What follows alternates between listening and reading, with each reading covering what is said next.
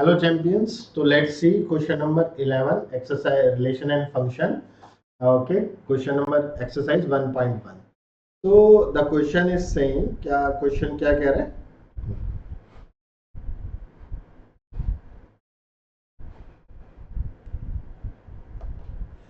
Question is read out कर लेते हैं क्वेश्चन को. Show that the relation R है in the set A, और set A है points in a plane given by R P comma Q. Distance of point P from the origin is same as the distance of the point Q from the origin.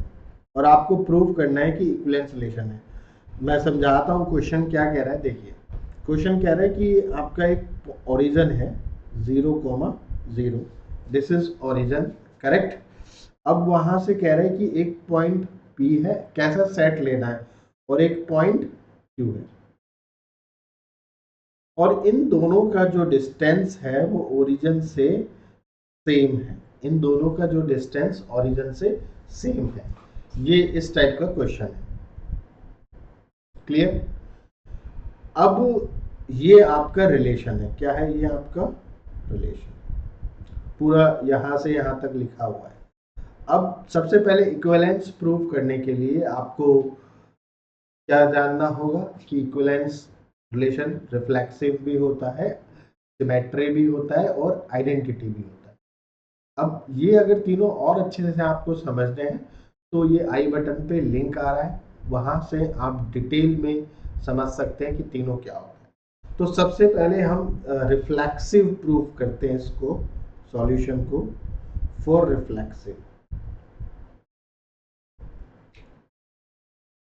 अब आप मेरे को एक बात बताइए कि reflexive में क्या होता है. पॉइंट जो A, होता है, वो जो कनेक्शन है वो इटसेल्फ सेट से होते हैं. अब ये सब की सब एक ही प्लेन में है.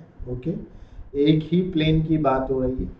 अब मैं इस पॉइंट को लूं तो रिफ्लेक्सिव का मतलब क्या होता है, वो खुद से रिलेट होना चाहिए. सेट ए के सारे एलिमेंट खुद से ही रिलेट होने चाहिए. अब मुझे एक बात बताइए, अब मैं इस पॉइंट को ले रहा हूं तो इसका खुद का पॉइंट भी तो यही होगा, और अगर इन दोनों पॉइंटों की मैं दूरी ओरिजिन से अगर मैं चेक करूं तो सेम ही आएगी, वो सेम ही आएगी. तो पॉइंट P जो है, पॉइंट P और Q दोनों बराबर हो गए किसके? P के. अब जो आपका है P, P पॉइंट जो भी सेम पॉइंट है इस सेम पॉइंट और इसकी जो डिस्टेंस है ओरिजिन से हमेशा इक्वली रहेगी, and it's distance from origin always equal. क्योंकि वो खुद की बात कर रहा है ना, खुद की बात कर रहा है. ये देखिए यहाँ पे पॉइंट P, ये ओरिजिन P, P. अगर इस कोऑर्डिनेट का इस पॉइंट का कोऑर्डिनेट P, P है तो खुद की ओरिजिन से डिस्टेंस, और ऐसे इस प्लेन में सारे पॉइंट है वो खुद से ही रिलेट कर रहे होंगे, तो उनकी हमेशा ओरिजिन से डिस्टेंस सेम ही रहने वाली है. तो आप क्या कह सकते हैं, P, P belongs to relation, our relation is reflexive. Relation is reflexive. अब बात आती है दूसरा, क्या? For symmetric. अब देखिए सिमेट्रिक में क्या होता है कि A, B रिलेशन को बिलोंग कर रहा है तो उसका इनवर्स मतलब कि B, A भी रिलेशन से करना, वो क्या करना पड़ेगा, उसको रिलेट करना पड़ेगा, रिलेशन से होना पड़ेगा, रिलेशन में होना पड़ेगा. तो अगर मैं यहाँ पे लिखूं P, Q belongs to relation इसका मतलब क्या हो गया, इसका मतलब ये हो गया द डिस्टेंस, जो क्वेश्चन में लिख रखा है, distance of point P from the origin is same as the distance of point Q from the origin. Okay, आप लिख सकते हैं बिल्कुल। इट मीन्स ऊपर वाला distance of the point P from the origin is same as the distance of the point Q from origin,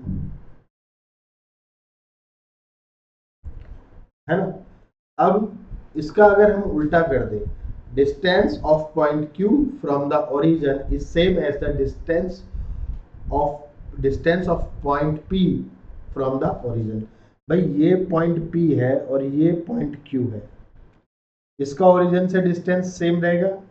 अब चाहे आप P कोमा Q करो, चाहे Q कोमा P करो, उसका भी तो वाइस वर्सा सेम ही रहेगा।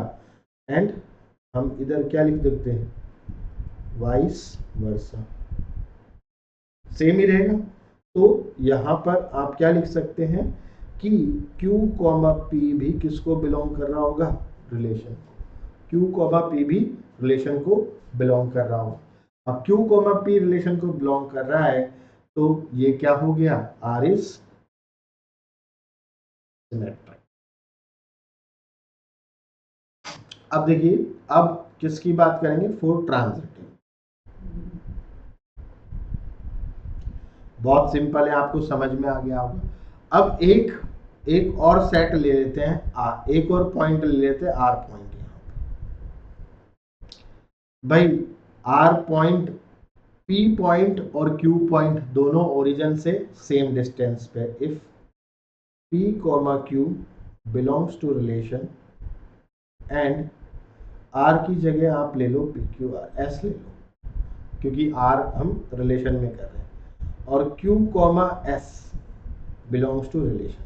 अब ये होती है condition, A comma B belongs to relation, B comma C belongs to relation, implies that a comma c is also belongs to relation, ये होती है।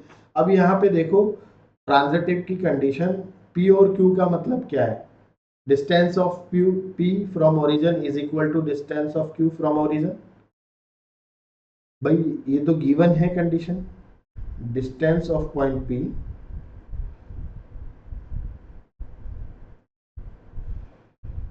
p फ्रॉम ओरिजिन को, origin from origin is equal to distance of point Q from origin।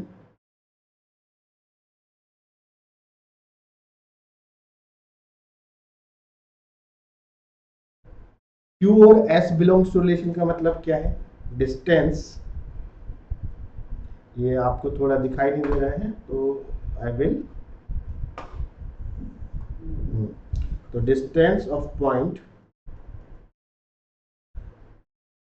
Q from origin is equal to distance of point S from origin। अब यहां से देखो, अब जब ये और ये डिस्टेंस बराबर है, P और Q का ओरिजिन से डिस्टेंस बराबर है, Q और S का ओरिजिन से डिस्टेंस बराबर है, तो ऑब्वियसली P और S का भी तो डिस्टेंस क्या होगा, बराबर होगा। तो आप लिख सकते हैं implies that करके, तो distance from above you can से distance of point P from origin is equal to distance of point S from origin। यहां पूरा लिख देते, ओरिजिन मतलब O। तो यू कैन से दैट कि P, S belongs to relation, P comma S belongs to relation. इसका मतलब क्या हुआ कि R इज ट्रांजिटिव ऑल्सो। और ध्यान रखिएगा एक ही प्लेन की बात हो रही है, ये सारे के सारे जो पॉइंट हम लेके चल रहे हैं, all the points belongs to the same plane. Plane का मतलब समझते हो ना, जिसमें एक दो एक्सेस ही होती है, एक्स और वाई, तीसरा एक्सेस नहीं होता। प्लेन मतलब 2D। ओके, उसी प्लेन की बात हो रही है, ये सारे के सारे पॉइंट्स एक ही प्लेन में है। इसने पहले यहां पे भी लिखा हुआ है इधर, a points of a plane, a points in a plane, in a plane, एक ही प्लेन की बात हो रही। तो एक ही प्लेन में ये सारे के सारे पॉइंट्स हैं, तो रिफ्लेक्सिव भी हैं, सिमेट्रिक भी हैं और ट्रांजिटिव भी है। तो आप लिख देंगे hence the relation is equivalence. अब दूसरी चीज बच्चा इसमें क्या आ रही है, सेकंड, देखिए यहाँ पे एक और क्वेश्चन है, ये भी हमें प्रूव करना है। आपको क्या शो करना है,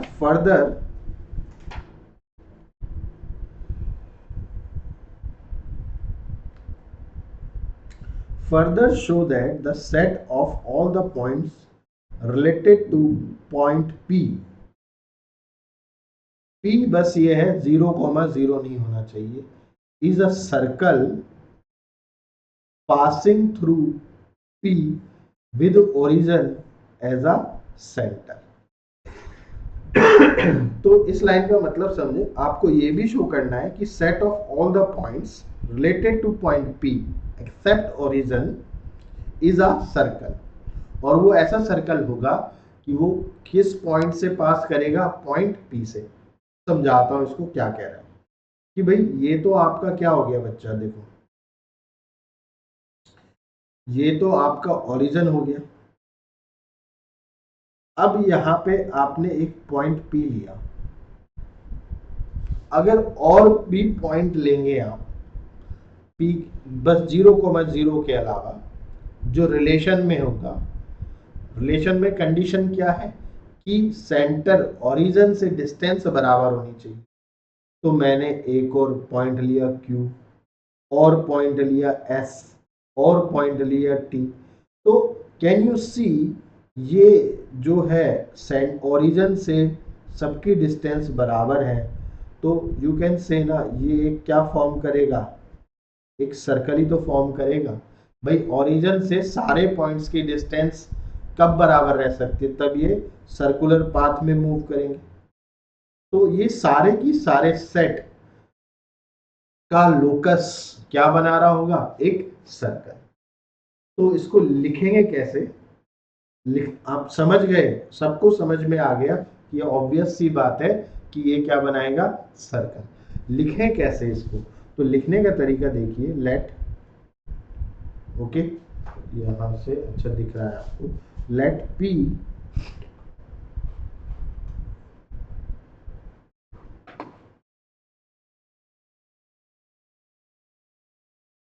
let P be the fixed point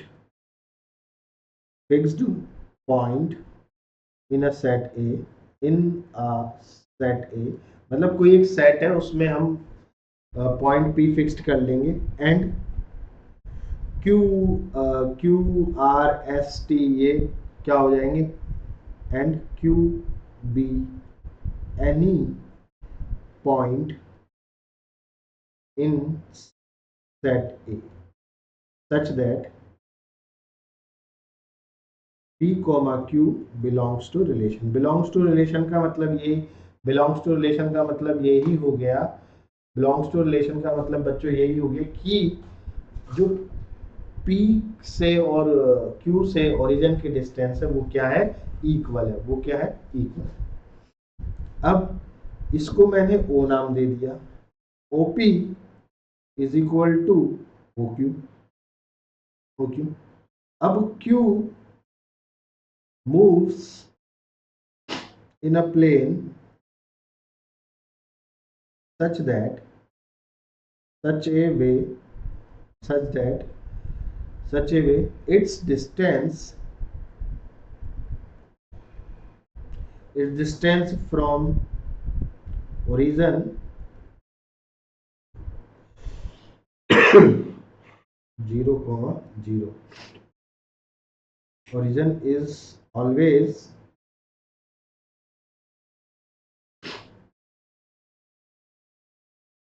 okay, is always same and is equal to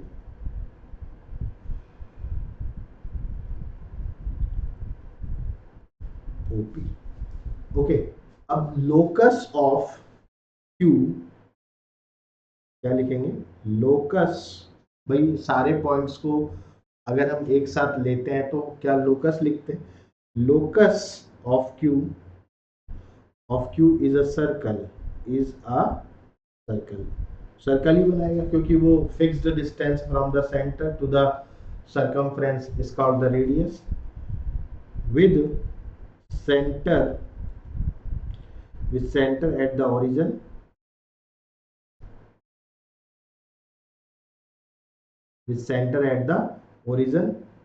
and radius OP. Radius क्या हो गई? OP. Hence the set of all points related to P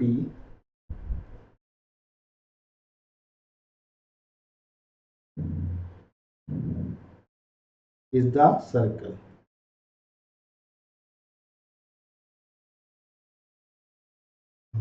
थोड़ी देर के लिए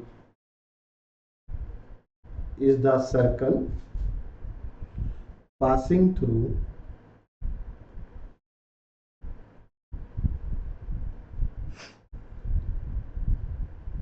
P with origin